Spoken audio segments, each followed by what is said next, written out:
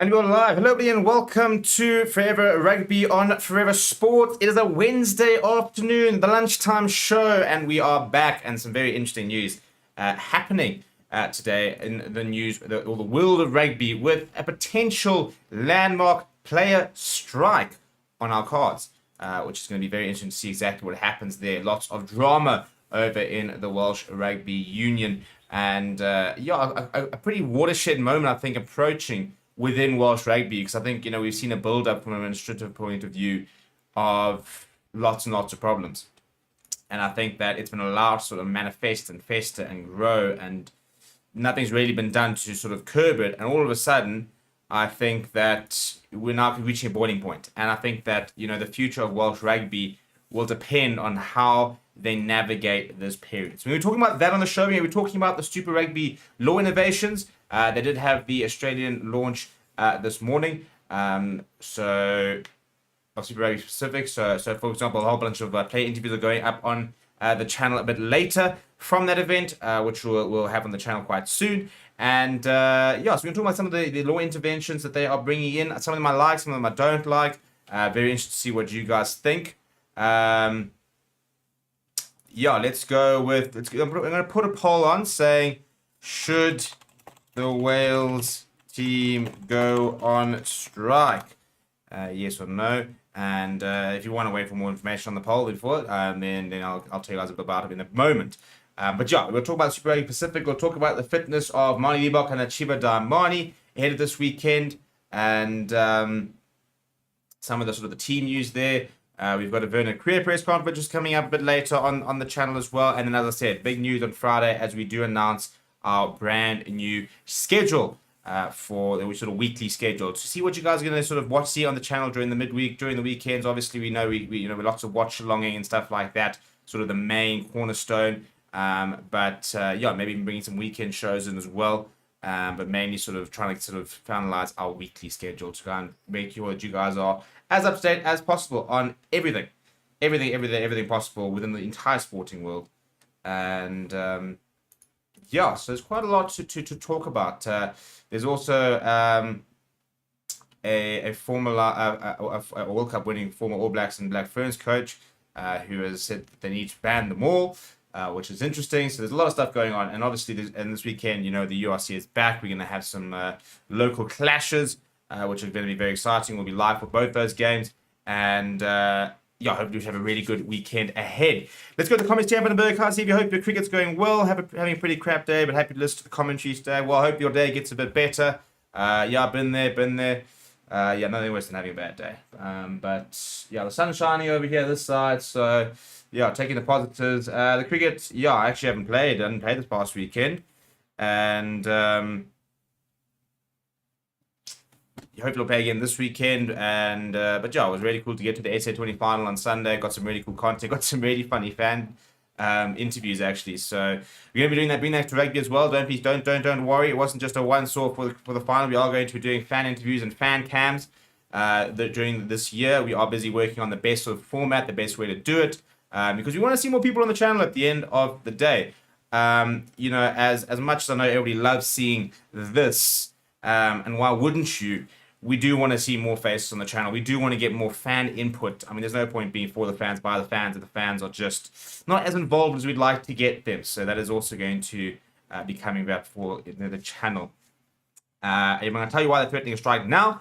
And I'll be saying, if they're not happy, then sure, let's all strike and become part of the problem. I don't think it's quite as easy as that. But Mr. Over say, happy Wednesday, Steve. Thank you very much. From what I've read, sounds like they've got valid reasons to strike. WRU in turmoil at the minute, wondering if Gatlin has regressed. Listen, I think he's walked into a bit of a shit show. And I think that, but again, though, the whole, without being, too poetic, the whole, the night is darkest for the dawn and stuff like that. Sometimes things just kind of boil over. Sometimes it's got to get to the stage, and sometimes we've got to get to a point where there is no option but to find genuine solutions to the problems. Yes, let's talk about it, shall we? Because this sort of all came out last night, and it's been brewing for a while. And basically, the Welsh squad are going to be having a meeting apparently in the next, well, it could be any time, could be happening right now for all we know. And they're going to be having a meeting with the Wales Players Association, from what I understand, and they are considering a potential strike, which would mean it's basically put in jeopardy the Wales versus England Six Nations game next weekend. Basically, these players are saying that, and the reason why they are looking to strike is that the Welsh Rugby Union has put a complete hold on all recruitment for the 4 Welsh professional clubs, which means that clubs at the moment have not got, and the reason they've done it is they do not have a written signed-off agreement regarding the revenue model, confirming what the sort of professional clubs, Cardiff, Ospreys, Dragons, and Scarlets, are going to be getting. There's no financial agreement between the 4 regions and the Welsh Rugby Union. And as a result, there's currently a hold on any contract renewals, on any recruitment.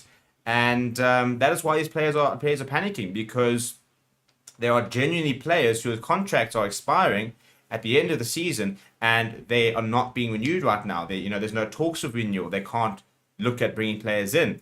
And there's no guarantee, for example, that the financial agreement, which even if it does get in place, will be able to afford maybe some of the players' contracts or match the players' contracts that they want. And so at the moment, there's basically, imagine you're currently sitting there without a contract. Well, your contract's coming up to an end, and there's no talks about when it'll be renewed, when there will be discussions, whether there's even a plan, whether there's actually money. That's the big thing. We don't even know, well, the players don't even know if there's actually money available for their contracts. And this is why there's this sort of emergency. Well, we've got to take action here. And this is going to be, I think there's a lot of different things that can happen. First of all, I think Wales Rugby are facing an exodus. I do think that the system's been broken for a while.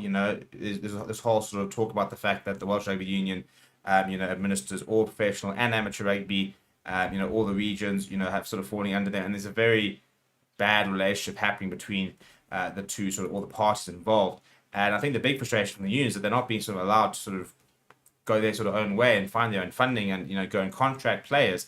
And you've got really good Welsh players who they just can't afford at the end of the day. But there is a 60 cap rule, like a lot of your teams have, where you have to play a number of games or caps for the national side before you're allowed to be picked whilst not playing within the nation. South Africa had a very similar thing, and we've done away with it, and we did away with it and won the World Cup. So, for example, and South African fans will know, Will Rowland's one of the top performers in that incoming series last year, when Wales came over. He has signed a deal to join Racing next season. Now that right now means that he could be playing his last. He basically becomes ineligible to play for Wales at the beginning of next season. He's only played 23 times. And that means right now he will not play the World Cup. He cannot be selected for the World Cup for Wales. And this is talking about one of Wales' top players. He really is. I think he's a top lock. And right now, unless he gets special dispensation from the WRU, or they change the ruling, he will not be available for the World Cup. Now, there must be so many other players who are going to be in similar situations, because right now, when you're sitting there going, I've got no financial security here. I don't know if these guys are going to be able to sort it out. I don't know what my contract's going to look like next season. And you've got a French club, you've got a Premiership club going, well, come to us. We'll pay you. And I'm telling you right now, that they'll get paid more overseas. And that's why they sort of keep the 60 cap rule to sort of kind of balance out that incentive. Like, well, if you want to go earn more money, that's fine, but you don't get to play for Wales. That's the only thing they can try and do to try and keep players in the country. The biggest frustration is I think it just doesn't work. We've seen how it doesn't work. There are so many case studies. New Zealand players now, All Blacks, I think are also going to be interesting to see how they manage it. The fact that there are players who've taken sabbaticals, who are leaving New Zealand. As soon as they leave, they become ineligible to play for the All Blacks. So it's going to be a very interesting couple of weeks ahead in terms of how this happens. And it's a really big problem. I mean, a couple of players have given anonymous interviews And the one said that, and I quote here, I can't believe I'm 5 months away from the end of my contract and 8 months away from the World Cup, and my future isn't certain yet. I can't apply for a mortgage, and I'm on antidepressants. I'm also one big injury away from not having a job in July. Yet I'm starting for Wales every week, and the WRU is making tens of millions from international matches. So, this is someone who is obviously quite a key member of the Welsh squad, starts week in, week out, and as he says, he can't apply for mortgage. He doesn't have a contract for next season. He doesn't currently know if he's going to get a contract, what contract he's going to get. And, at the end of the day, it's easy as fans to go and say, oh, you will get paid, suck it up, it's not that tough. But, these are real world people with families, with financial issues, with financial commitments, financial responsibilities and stuff like that. You've got to have surety. You've got to have guarantees, or else you're going to move on. I mean, right now, anyone here is sitting in a job and they're saying your contract expires at the end of next month, and you're sitting there going, and after that, and they're going, we don't actually really know. We're hoping that we can keep you on. What's the first thing you're going to do? You're going to start looking for other jobs. And that's what they're going to do at the end of the day. And that's what they should be doing, to be perfectly honest. I mean, you cannot blame a single Welsh player if they are currently looking at other offers, if they're currently tabling and having negotiations with Premiership clubs, with top 14 clubs, Scottish clubs, Irish clubs, maybe even South African clubs. You've seen JB Roberts playing down here. Why wouldn't you be? Why wouldn't you be sitting there saying, listen, I'm an international player. I play international rugby for a Six Nations side. How am I not got a contract? I can go find myself a contract. These guys want me. You guys are mucking around. I'm going to go there unless you sort your shit out. And that's why a strike is a very real possibility, because it kind of sort of, at the moment, they're basically saying that all the efforts they've had, because this has been a long time coming, are falling on deaf ears. And that Welsh Rugby Union is not coming to the table. And they're not giving them guarantees. And they're not giving them any sort of assurances that this is going to be sorted out anytime soon. And I do think that there needs to be some sort of action. And what's been quite interesting is I think all the people on the ground who understand the situation a lot better than I do are all saying they must do it. They must go and strike. They must go and actually show WRU that they are actually accountable to the people, to their players, to the stakeholders. And that's the same thing as fans. Imagine you go and pay your tickets to go watch the Springboks. You think of all the merchandise you buy. You pay SuperSport to watch. You support these guys all week in, week out, and you then find that the guys that you're sacrificing a lot to be able to watch are going to walk away because they're not getting they're not getting paid, basically, or they're not getting contracts to play. And why would you? And as fans, you've got to then sit there and say, right, well, we pay the big money. We want to see a good product. We want to see the best Welsh side we can see. And if players are all going to leave and that Welsh side's going to be diluted and it's not going to be as good, then, what do we need to do to change that? And if striking is the best way, to go on a boycott and to sit there and say, well, until you guys start sorting us out, until we see contracts on the table, you're not going to play. And I don't think that's a bad thing at all. In fact, I think as I said, I think it's long overdue. And it's a combination of things. It's not just obviously your Welsh contract. It's the fact that, and even imagine being the unions. We're not even talking about necessarily just Welsh players that are playing internationally. You're a youngster coming up. You've gotten a contract. You've had a maybe up and down season. Maybe you don't know if you're going to get a contract offer, and you see that they've put a hold on recruitment. Who would blame you for looking at other options? Looking at academies, looking at even second division sides. You go play in the Pro D2. Why wouldn't you look at other options if you are not confident that it's going to come right for you within the Welsh setup? And that's where everybody is currently standing. Mr. Weber says, fair point. Look at the SA before Rusty came on board. Obviously, the lawsuit and mass action backed by players' union is the right route. Yeah, but again, what is that? Is that going to go through? How long is that going to take? It's all very well to have a lawsuit, but I mean, if you're out of contract we're sitting in February, most contracts probably expire in about June. You're sitting looking at the fact that your contract's expiring in 4 months' time. Do you have time for a lawsuit? And if you lose the lawsuit, then what? Dave says, any idea what a Dragon Scarlet player gets paid on average? I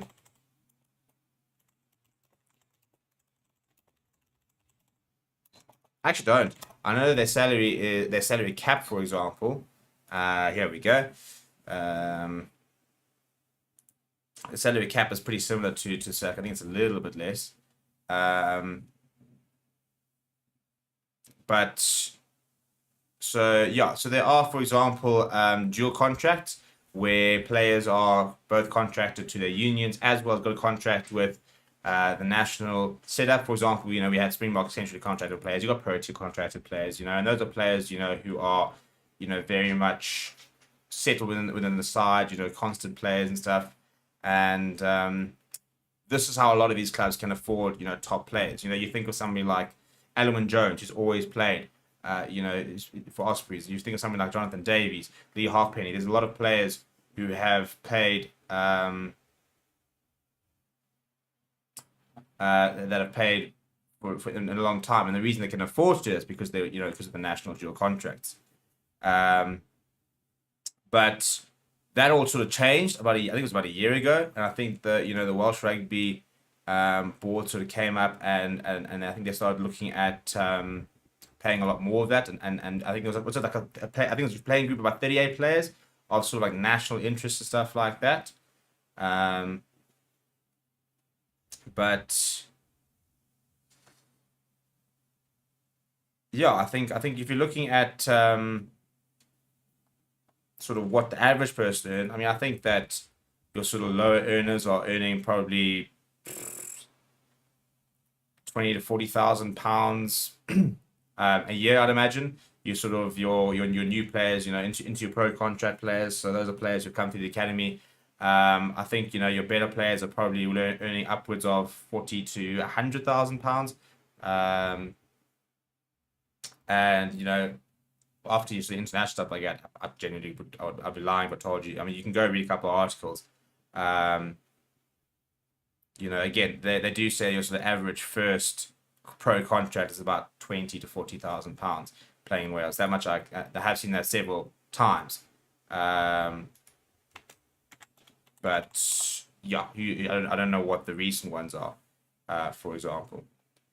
And I mean, for example, you got something like Dan Bigger. I think he's paid like almost £500,000 a year. But I can tell you right now that obviously the random scrum half coming through the academy is paid significantly less than that. But again, it's not even, I suppose, not even just about the amounts, in terms, I mean, that's the thing. They're not striking because they're being paid too little, for example. They're striking because they don't even know if they're going to get paid at all. They don't know if they're going to get a contract. That's where we are. We're not even at the point where, well, we're leaving because their contracts are poor. We're leaving because there are no contracts. Where's the contract? We don't even know if they're good contracts because we haven't gotten contracts. Which is far more concerning. It's one thing if they're sitting there saying, listen, we don't have the money, these are what we can offer you, and they say, yeah, not worth it. You can go, I got to think of my family, I got to think about my limited career. I'm going to go to France and earn 3-4 times that. Fair enough. Right now, there's not even a contract on the table, and that's what they're saying, is that they're sitting in front of a table and there's no contracts on them. So how long do they wait until they find a contract? And until they do, I think they should be threatening to strike by all means. Just like anybody, any person in this sort of situation, if somebody wants to keep you, something needs to happen, and if there are mechanisms to ensure that you get what you deserve, then let's use those mechanisms. James L saying, from the way they've been playing, you'd think they're already on strike. I think that's an interesting sort of point actually being made. Now, I mean, I'm not, I know there's certain tongue in cheek in terms of the Wales. Wales aren't playing very well, and they haven't been playing particularly well. But I wonder from a psyche point of view, how much is that playing in people's minds? People sort of, and there's been a lot of,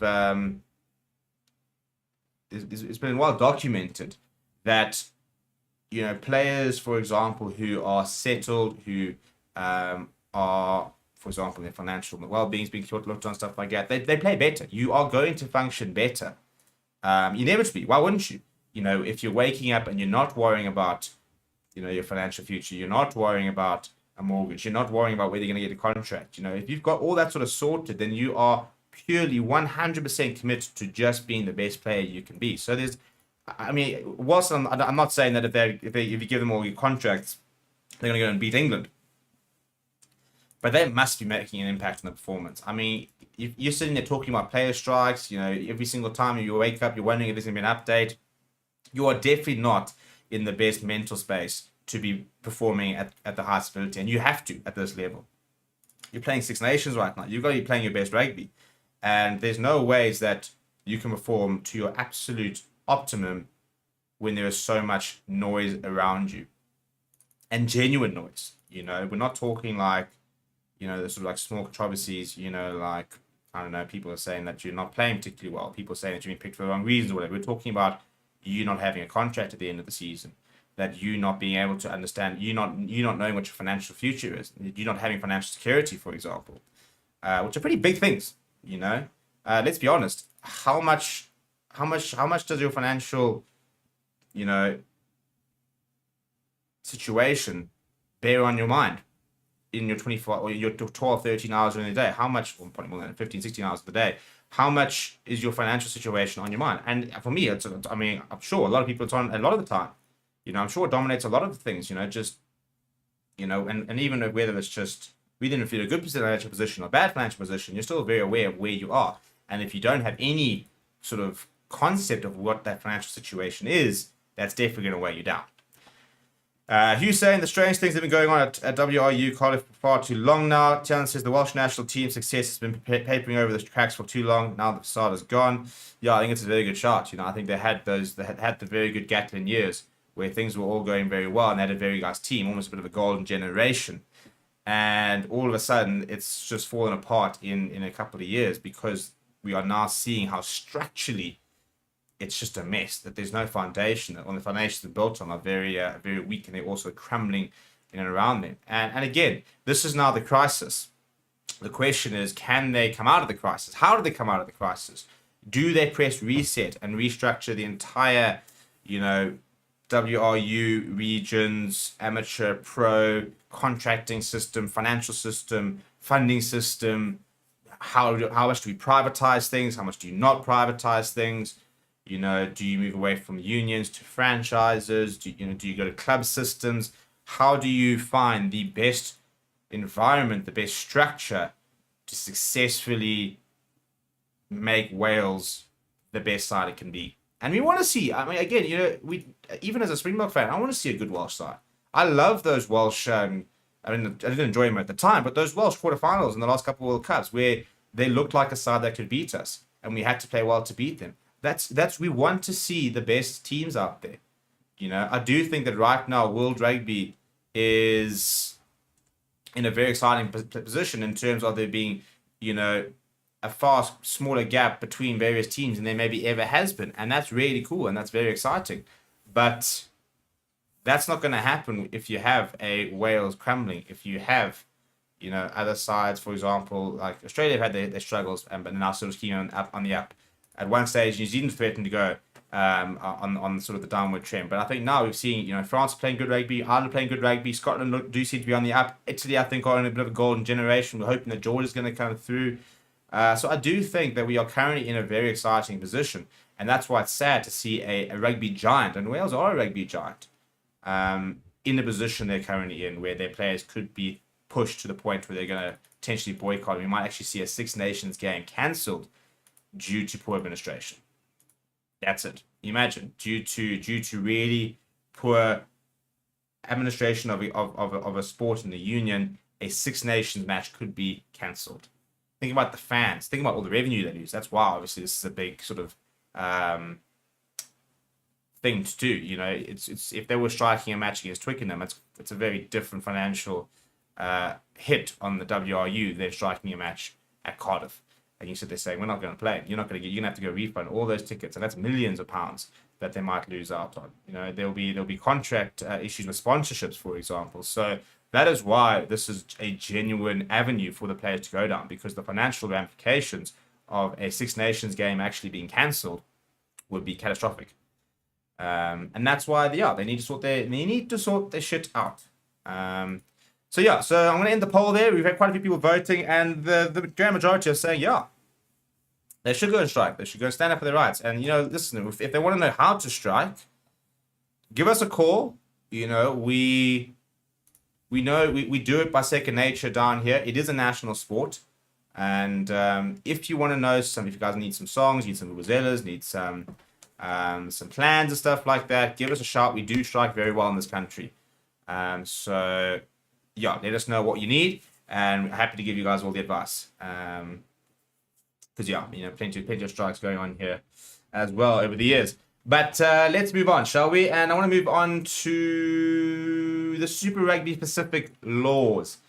And Super Rugby Pacific has introduced a bunch of new laws that is aimed at speeding up play.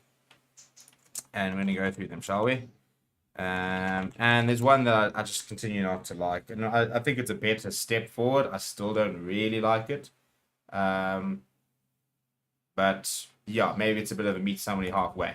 So there are a couple of law innovations to speed up the Super Rugby Pacific. This actually came out, I think, on yesterday. It was yesterday.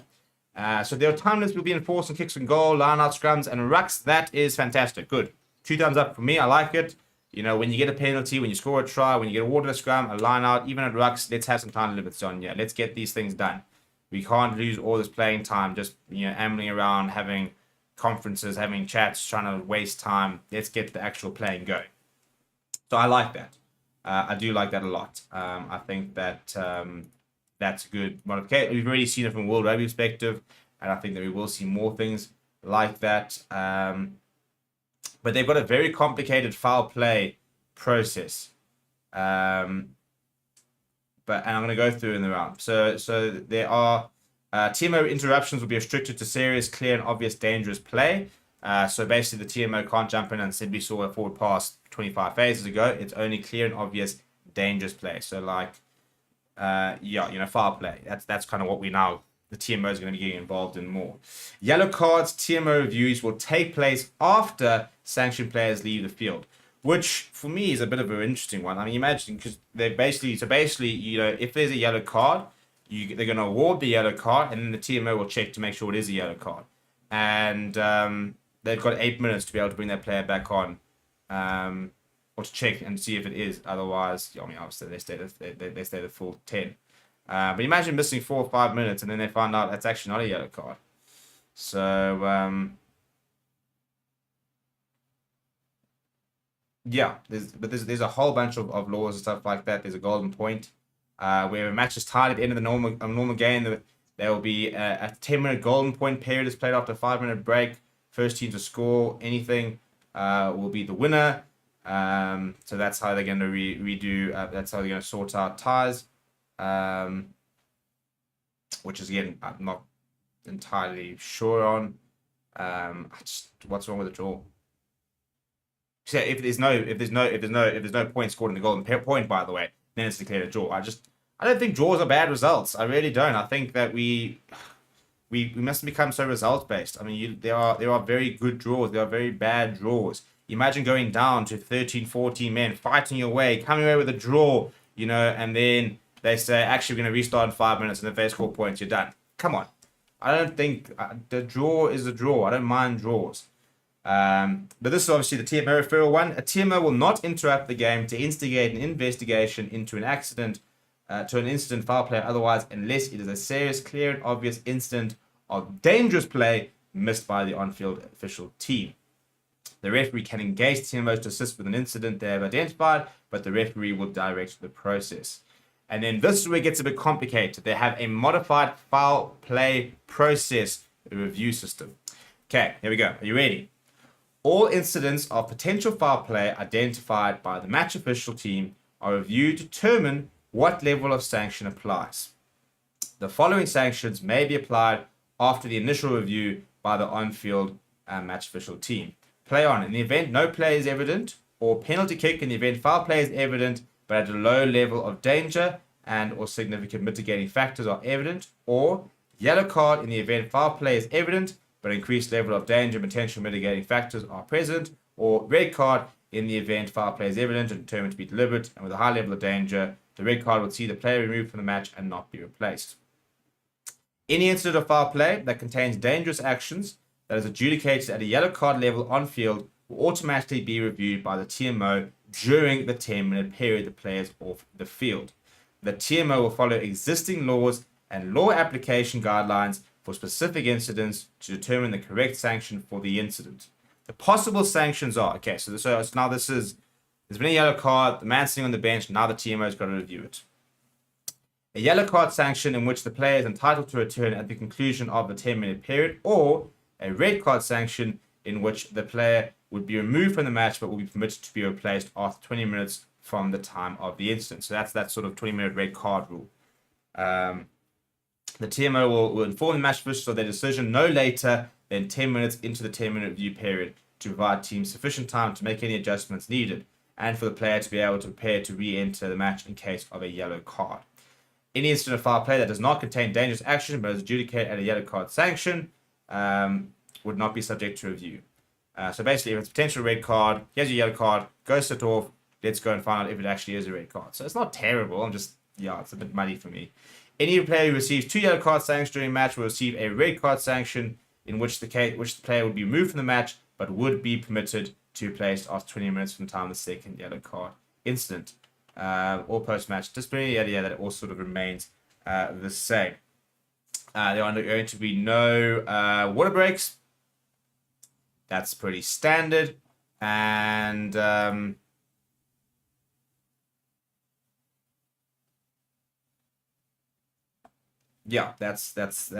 the big ones that they're trying to do.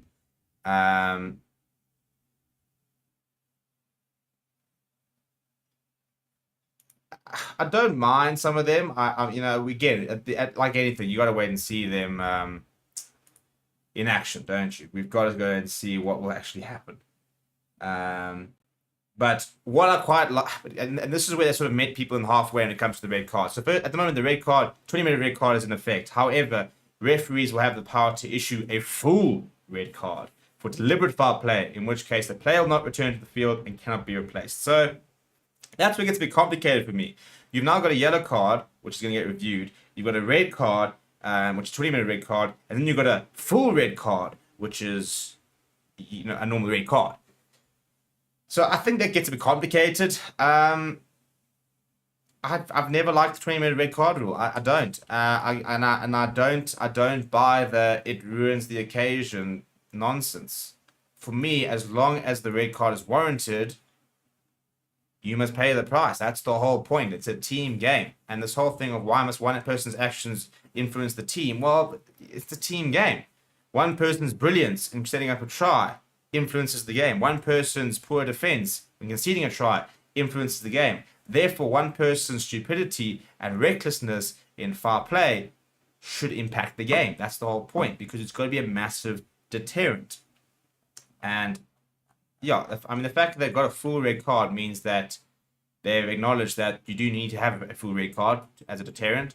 But apparently there's some things which aren't as bad as others. So I think it just gets a bit muddy. Gets a bit complicated if you ask me. Again, we'll wait and see how it actually works when they roll it out. But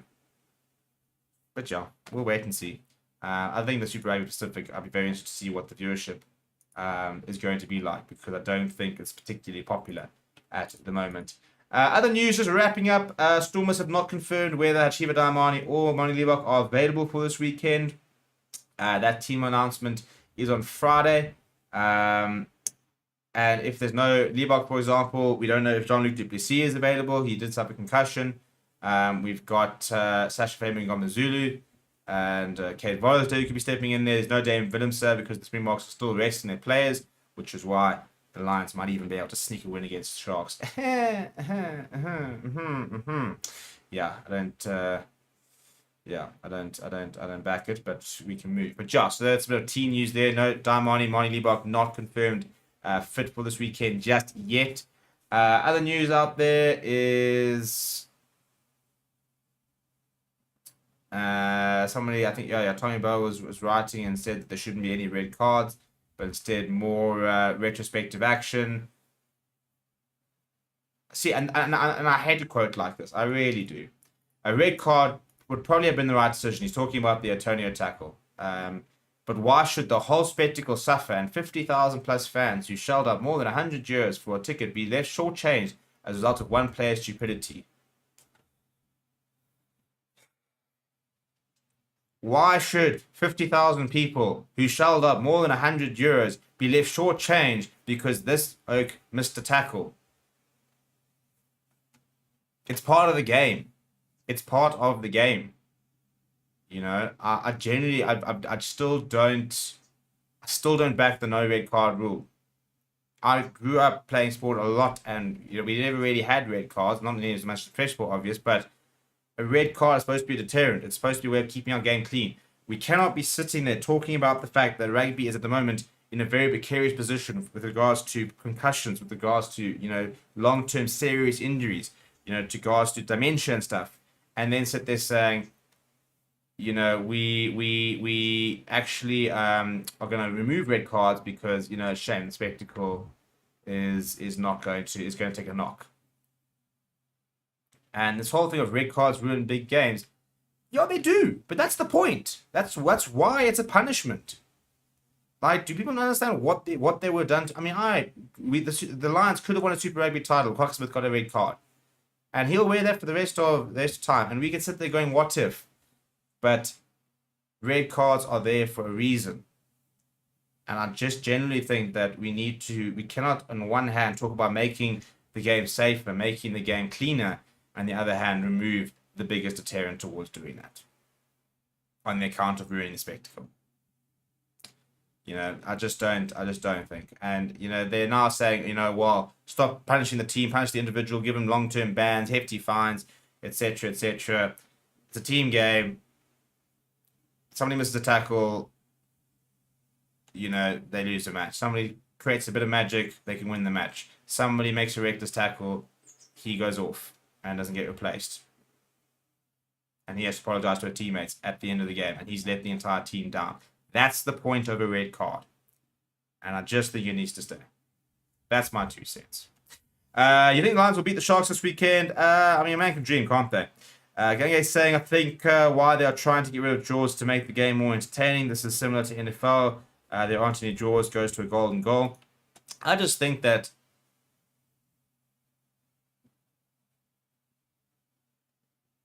I don't see why we can't have draws. I don't. It's not playoff rugby. That's why we have playoff rugby, where you have to have a result. Sure, get to a quarterfinal and be like, hey, listen, this is a draw, it goes to golden goal or golden point or whatever. But a draw can be a good result. A draw can and you can get exciting draws. I don't understand why we can't have draws. You know, some draws are boring, but some draws are really, I mean, imagine scoring a try right in the end to get a draw and you know, scrape 2 points, and that gets you into a semi-final or whatever. That's exciting. I don't understand why we shutting down draws. What's wrong with the draw? It's a several month competition. That's the whole point. It's finding points throughout, not just results. Points. Draws are results. It is a result at the end of the day. But yeah, but we're going to call it there. Thank you very much, people. We'll be back again live tomorrow. And then on Friday, I will be launching a new show. And that's basically going to be sort of the start of us introducing the new schedule for next week. And I'm quite excited. I've got a couple of ideas about what we're going to do, how we're going to do it. It's not necessarily going to just rugby, probably be a couple of other sporting things. It'll be a bit of a sports forecast for the weekend. But I think it's going to be quite a fun show. So I hope that you guys come and join me for it on Friday. It will be a lunchtime show. 1 o'clock, 2 o'clock, around then, sort of as standard. So please do just dot in your calendar and just go write Stevie P special show on a Friday. And that's going to be a big announcement for us, sort of communicating and sort of sharing with you guys what our vision is for the channel on a weekly basis and how we're going to make this the #1 fan channel in the world, people. That's the plan. That's the big goal. You got to have big ambitions, you know? When people walked in and Rusty Russ said we can win the World Cup, they laughed at them. Laugh at me now. We're coming.